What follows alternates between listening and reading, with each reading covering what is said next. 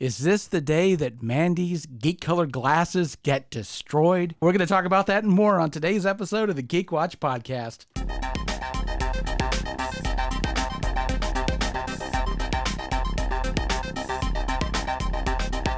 This is the Geek Watch Podcast with Brian Hatcher and Mandy Petrie.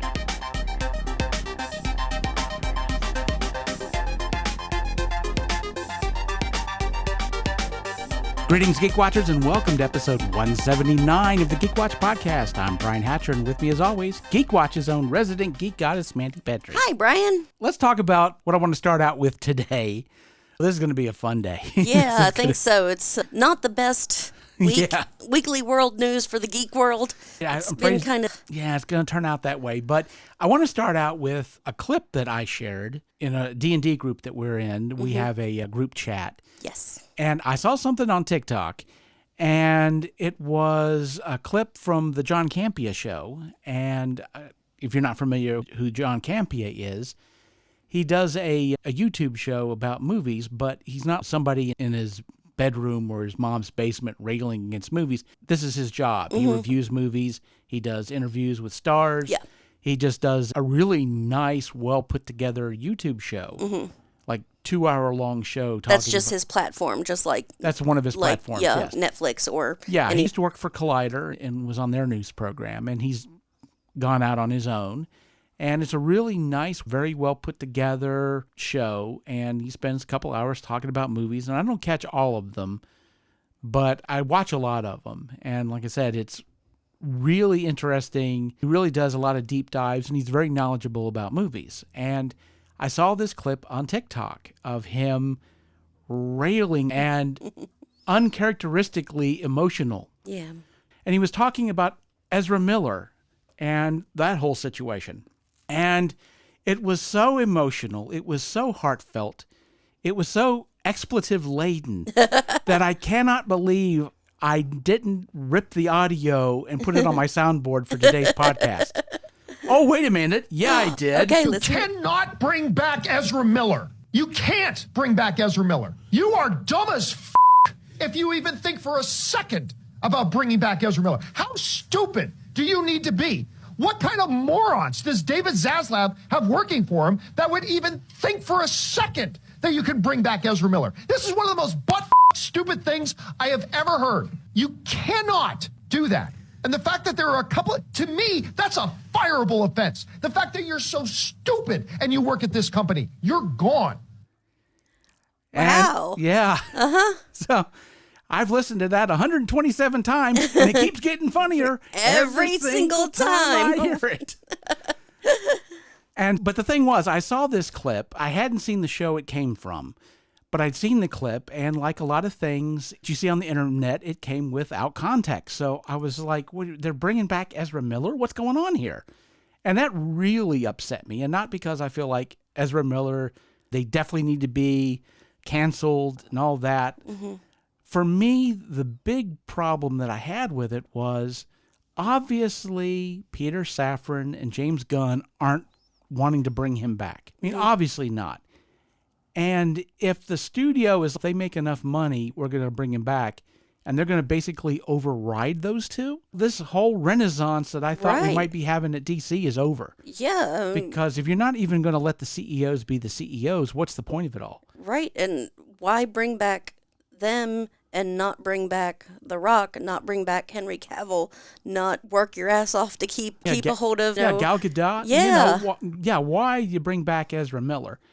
And honestly, I just felt that if this was something they were planning on doing and they were going to do, well, I would think, at least in James Gunn's situation, you just have to resign immediately. Because what's the point of it all? If something that seems this obvious, if they're going to override you on something like that, what's the point? Your job is basically to not get to make any real decisions, but to be the scapegoat for everything. Yeah, you got to quit. And so when I first heard that, I was like, I need to understand the full context of it, because otherwise this sounds horrible. Yeah. And of course, again, this is John Campea. This is not the who's spouting a bunch of rumors. Yeah.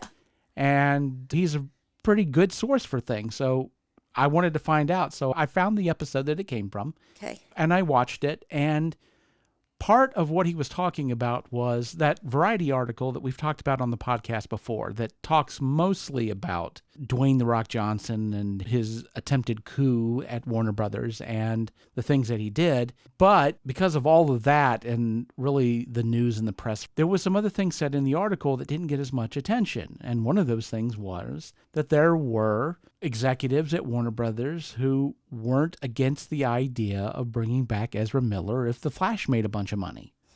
And so it wasn't that this was a decision that was already made. And something that John Campea said in his show is that he didn't feel that this was going to happen because obviously James Gunn and Peter Safran wasn't going to allow that to happen. So there wasn't a mandate from the head office saying they had to do this.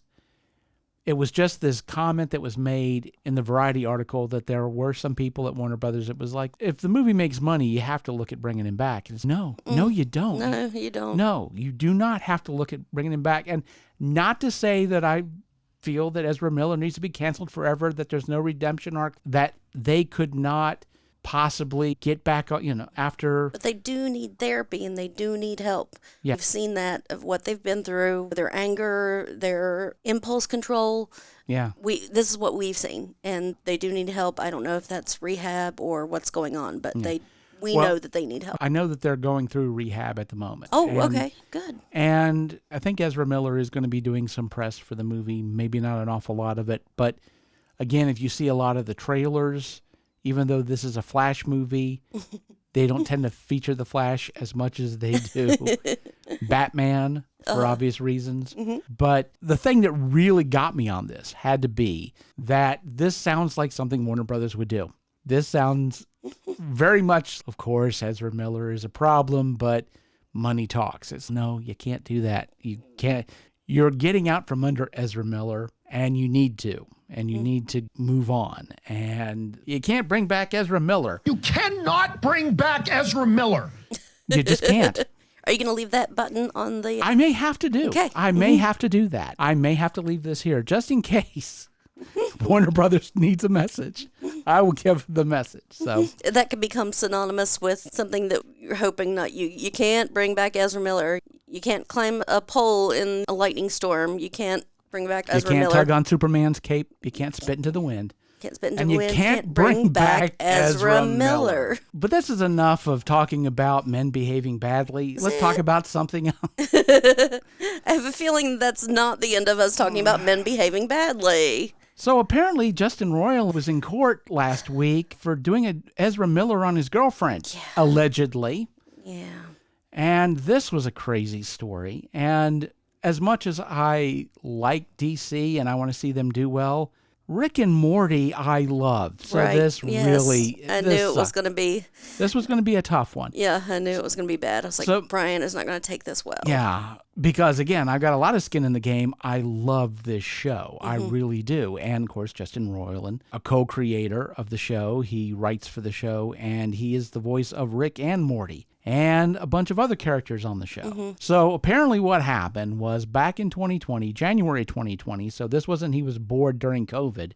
This was before COVID, but his girlfriend at the time, apparently he decided to hold her in his house, hold her prisoner, and beat the crap out of her. This happened in January of 2020, allegedly. I have to keep saying allegedly. Allegedly. But allegedly this happened, and in May of 2020, he was arrested for it. Now, here's the thing. And that look on your face... Right, yeah. ...is absolutely what everybody else is thinking. It's like, why are we just now hearing about this? And that's a good question, because it didn't get reported on the news. Nobody talked about it. Right, yeah. For all this time, it's been quiet. And the only reason we're hearing about it now is because he had to appear in court for his plea, and he pleaded innocent. Now, that's another question. It's like the charges were brought up in May of 2020, and he's just now doing his plea, and he's been out this entire time. What the heck is going on here? Now, his lawyers are saying that in the arraignment that the charges are going to be dismissed. Nothing's going to come of this. There's no proof. There's no evidence. It's all a big, horrible lie. And I guess we'll find out. But because of some of the other things that have been going on around Justin Roiland, I wouldn't bet that's what's going to happen. because there's been reports, and again, allegedly, because we don't know, but Till the proof comes to light. until the proof comes to light and you know for sure, but apparently he's been grooming young girls online. Oh, God. He's been attacking other people online. And there was, I think it was either 2021 or 2022, he has a gaming company called Squanch Games. High on Life is the game that he did, and he did voices for, which is the big game out of this Squanch Games. And apparently they settled out of court a sexual harassment lawsuit from one of their employees, that one of their female employees was sexually harassed at Squanch Games, and that she was given a payment under the table. Not saying that that was An admission of guilt, but not to say that, again, everything was pretty much covered up, so we don't know exactly what happened. We don't even know if Justin Roiland was involved in it. We just know that it happened. I'm willing to say this is not an apple tree, that this is an orange tree. I'm willing to say that. But daggone, that's an awful lot of apples. yeah. So maybe it still is an orange tree. These apples are just coincidences, but I don't know. And again, this really sucks because I love this show. Yeah, and I've also been thinking about how is this going to affect Rick and Morty. I don't know about Squanch Games or anything, but there was a great team behind that. Saw that in Interdimensional Cable. That it was mostly of them like improving and stuff like that. So having a team that well behind it, you can get more writers who think like that and do well. Look at the 40 years Simpsons has been on. They've had teams and teams of writers. Right. And there are great vocal actors and people who do great impressions. So I wouldn't worry about finding a new voice for Rick and Morty. Yeah. So I believe that Rick and Morty could go on. Yeah. That's just my thoughts on that. I think so too. And I was thinking about the voice acting side of it as well, and wondered even if they could get somebody close. And obviously it would sound the same, but then again, I'm an old man, and I forgot what century we're living in, and forgot that AI is a thing, and AI voice duplication is a thing. And in Obi-Wan Kenobi had Darth Vader, and James Earl Jones didn't voice one word of that. Never stood behind a microphone. And look at America's Got Talent. There are people on there who get up there and sing and sound exactly like any Mel Blanc character there ever was. And who did all the Disney voices besides like Donald Duck and Mickey Mouse, and they were all the same voice and can sound exactly like Winnie the Pooh did. And so with that, you could be able to find a physical human that needs paid. Hey, they need a job, get them in there, get them paid, that they could do this. And maybe that's a part of the story. Maybe Rick's voice box, he has to put in a new voice box or something and change his voice. But yeah, there's a lot of solutions for a lot of the issues that they're going to run into. But there is one problem that they do have there is no solution for, which is the fact that these guys for 2 years, everybody involved with Rick and Morty, including Dan Harmon, knew about this, kept their mouth shut, still have kept their mouth shut about all of this, didn't say anything, thought this was all going to blow over. Do I feel comfortable continuing to watch this show now? Especially in a situation where if this actually happened with this person and they just kept their mouth shut so the show would go on, I don't know if I can keep watching the show. This may ruin the show for me. And this is why I very seldom ever watch a show until everything is done and it shuts down. And then I watch the show because I keep getting burned. And I feel like I've got burned again. And this one, like I said, it really hurts because I love the show. I love the thinking behind it. It was not your typical stuff. And then here we go. Yeah. But let's end the show with yet another bit of misery. Not nearly as bad. And it's kind of had a happy ending. This isn't TV or video related, but we are both big D&D fans. Yes. So we got to talk about Wizards of the Coast. And this issue with the Open Gaming License, or the OGL. They started this OGL back in 2000. And really? It was a really brilliant idea that they had, which was, of course, the spirit of D&D has been collaboration and players creating things.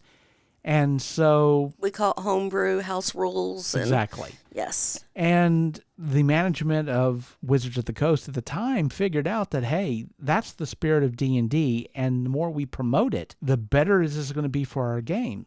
they allowed anybody. It's like you can, to a certain degree, you can create your own stuff, your own characters, and you can make homebrew modules to play, and you can sell them. And we're not going to come down on you and say you can't use D&D or anything like that.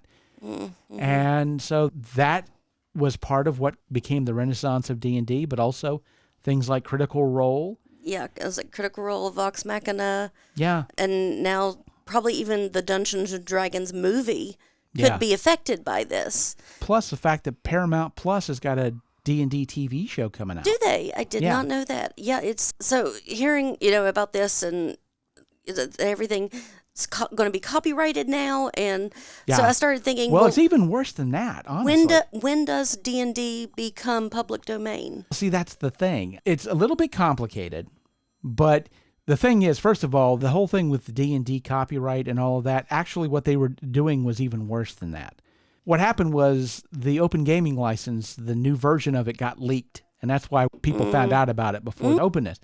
So what they were basically going to do was, and they said in this OGL, the reason they were doing this was that D&D was under-monetized. That was the word they used, was under-monetized. Yeah, that's the big phrase. In other words, there are people making money on this and we want it. And so they basically were saying things like, if you make $750K or more on products based off of D&D, we want, I think it was like 25% of it. Yeah. So they were just basically going to go to Vox Machina and Critical Role and say, cut us a check. Yeah. Because here's the thing. This change was going to be retroactive. You could be out of business, and if you made money, they needed it. Yeah. What if I crocheted a beholder like 10 years ago and sold it on Etsy or something? Are they going to come in on me and give us our $3? Well, if you sold it for over $750,000, then yeah, they want their cut. Wow. But it goes in deeper than that, though, because even if you made under the $750K, there was still stuff they could do. And cease and desist. They could do that as well. But here's the other thing, too. Anything created for D&D became their property, which means literally if somebody from Wizards of the Coast was sitting in on your guy's game or watching it on and they saw you play your character, they could release modules with your character in it, and they wouldn't have to give you anything for it. They could take your DM's homebrewed modules and they could publish them. They don't have to give them a dime. That's how deep this thing was going. Now, they have gone back on this a little bit. Oh, wait a minute. Let me even go even further. They're coming out with a new version of D&D called D&D 1. So it's like Xbox One. Yeah, D&D 1. They were coming out with their own version of Play Online. So they were going to squeeze everybody out, including like Roll20. Yeah, Roll20, D&D Beyond. Yeah, they're basically what they were going to scorch earth, all of that stuff. Plus, and here's the worst part of this. If you're a DM, this is a nightmare. They were going to do in this new version of D&D Online microtransactions. Now, if you've ever played most online video games, you know how you can buy armor and swords and special stuff with... I don't play, but I understand that. Okay. Yeah, you can buy stuff. Skins? Is that a thing? That sounds familiar to me. Skins? You can buy skins, but you can also buy special equipment. So can you imagine running a D&D game and you go online and one of your players has bought this mega sword because they were willing to spend the money to do it? They've just screwed your game. Because what's the point of treasure in the game if your players, when you're not playing, can just go, if they're willing to spend the money for it, just buy up a bunch of stuff and then you're getting ready to run your game. It's like, why do you have all this stuff? Yeah, you didn't even visit the blacksmith yet in yeah, exactly. So in the next town that you're supposed to go to. That's a part of it. So that's a part of the story. It's really important. Yeah, so again, it's like it was... When they said under monetized, every little cent they could get out of this, they were going to do. I saw this great meme. I can't remember if I shared it with us or not, but it was when I heard that they were going to try to monetize D&D more. I thought we were going to get more T-shirts with the gelatinous cube on them. Yeah. Nope. They were getting ready to make all these changes, and the new version of the OGL leaked online. And they have backed away from it for now. The way they put it was, it looks like we rolled a 1. which is their way of going, hey. Or wisdom. I would say wisdom. They had the intelligence. They didn't have the wisdom for this. The wisdom. But that was their way of saying, hey, we're still D&D people. We know the references. This was our beta test. Yeah, apparently. But the thing about it is Wizards of the Coast and Hasbro, who owns Wizards of the Coast, they have been losing money for a while. Okay. And so any place they could make money. And Wizards of the Coast, this is not the first time they've done this. Because before D&D, they went after Magic the Gathering. I don't know if you heard of all that stuff. I did not know. Wow. Oh, yeah. The whole thing with... They have, first of all, they have been putting out so many expansions. It's like, I remember when I had a game store back in the 90s, you get a couple expansions a year. Now it's every month they put out a new expansion, which if you know anything about the rules of tournament play, when a new expansion comes out, the old expansion goes away. No. So it was screwing up tournament play because it's like they're releasing these things so often that it's almost impossible to buy a deck. You're constantly buying cards just so you can keep playing. And they decided to release some of the old classic cards for the 30th anniversary of Magic the Gathering. And they're talking about like the Power 9, like the Moxes and the Black Lotus, these really rare cards. And they're releasing them, right? Now, here's the thing. It's not like you can buy a Black Lotus in this new set or one of the Moxes or any of these other cards. You bought packs just like you normally did, and they just had whatever. You might get it. Okay. And you might get it. And these packs were like $1,000 a piece. Oh, my gosh. Yeah. And then you might not even get it. And you can't play with any of the cards. Then the cards aren't even tournament legal. You can't play with them. What is the point? You know what the point is, making money. Now, here's the part that really made me angry. You can't buy them at game stores. Wizards of the Coast weren't allowing game stores to get the packs to sell them. You had to go straight to Wizards of the Coast to get these packs for $1,000 a piece, which, of course, they kept all the money, that you might not get a good card that you can't... frame? Yeah, that you can't even play it if you get it anyway. It was a pure cash grab, nothing but. And again, besides everything else that was bad about this idea, the fact that they squeezed out game stores, the people that made Magic the Gathering what it was. Yeah. People like me who ran a game store and held Magic tournaments every weekend, who made the game popular, who really helped to get that game out there and make people want to play it. And that is what I really feel was like the worst part of it, was we don't need you anymore. It's basically what Wizards of the Coast said.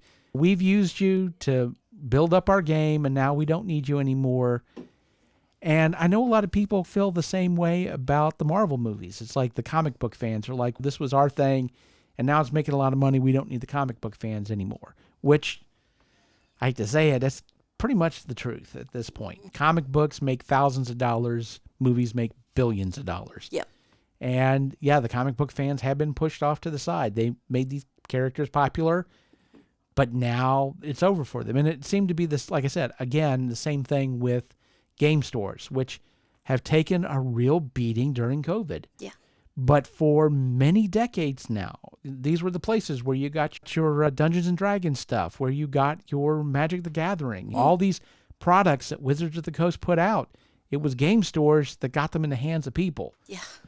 And in a real sense, it's where a lot of that stuff is still being sold. You're not going to buy a pack of cards online. Right. And you want to buy the pack in the store and open it. But yeah, this whole idea of the fact that Wizards of the Coast have basically Hasbro on, because Hasbro has done their own stuff. They had that whole debacle with the Transformers figures that were extremely rare. And you're smiling. I'm figuring you heard Kevin talk about this.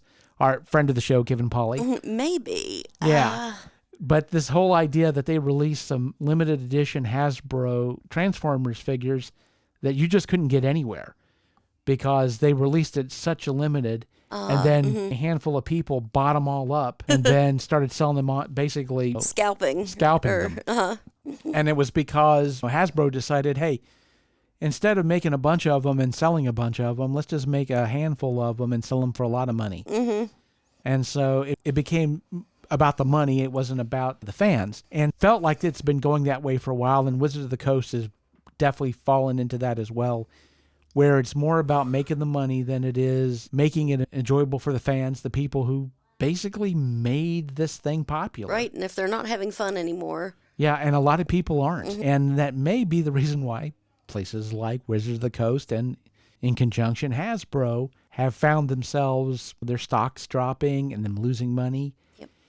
And the truth is, you're not going to solve your problem, guys, by doubling down on the stuff that got you into that mess. You better learn that you need to make this stuff fun again and not a cash grab. But until they do that, I don't know what's going to happen. But we shall see. So with that said, we come to the end of episode 179. Thank you for listening, and tune in next time for the latest in geek news and views with the Geek Watch podcast. For Mandy Petrie, this is Brian Hatcher, reminding all the Geek Watchers out there, we're all geeky about something. Be proud of yours. See you next time. Thank you for listening to the Geek Watch podcast. If you enjoyed this program, don't forget to like and subscribe on your preferred platform and share this podcast on your social media. For links to all the ways you can listen to the Geek Watch podcast, as well as leave comments and suggestions, visit our website at geekwatch.net. The Geek Watch podcast is a Hanging J production.